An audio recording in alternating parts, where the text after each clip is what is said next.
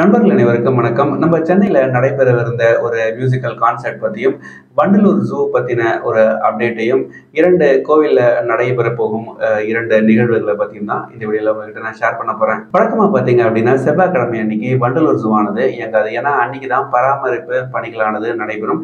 இந்த ஒரு காரணத்தினால வண்டலூர் ஜூக்கு எப்பயுமே டியூஸ்டே ஹாலிடே விட்டுருவாங்க, லீவ் விட்டுருவாங்க அப்படின்னு கூட சொல்லலாம். ஆனா, இந்த டியூஸ்டே டிசம்பர் 31ஆம் தேதி அன்னைக்கு வண்டலூர் ஜூ ஆனது திறந்திருக்கும் அப்படின்னு சொல்லியிருக்காங்க.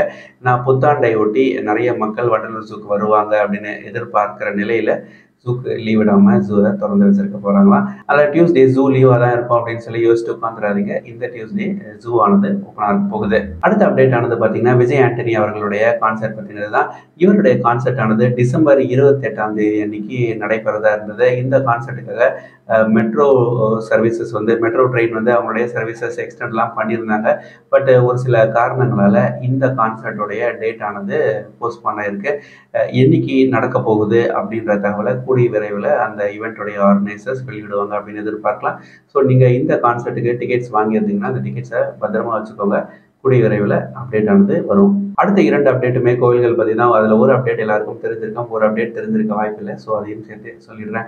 நாளைக்கு அனுமந்த ஜெயந்தி அப்படின்றதுனால நம்ம சென்னையில் இருக்கிற ஆஞ்சநேயர் கோவில்கள் எல்லாத்துலேயுமே அனுமந்த ஜெயந்தியை செலிப்ரேட் பண்ணுறதுக்கான ஏற்பாடுகள் தீவிரமாக நடந்துட்டு இருக்கு. அதுவும் குறிப்பாக நங்கநல்லூர் ஆஞ்சநேயர் கோவிலில் இதற்கான ஏற்பாடுகள் தீவிரமாக நடந்துட்டு இருக்கு.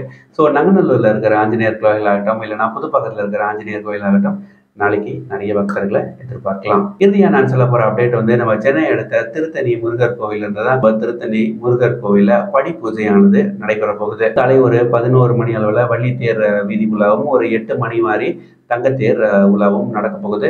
இந்த கோவிலுக்கு நீங்க நாளைக்கு போறீங்க அப்படின்னா மலைக்கு மேல வாகனங்களை அனுமதிக்க மாட்டாங்க அப்படின்றத ஞாபகம் வச்சுக்கோங்க. இதே மாதிரி சென்னையில இருந்த தகவல்களுக்கு மறக்காம சேனலை சப்ஸ்கிரைப் பண்ணி வச்சுக்கோங்க. நன்றி, வணக்கம்.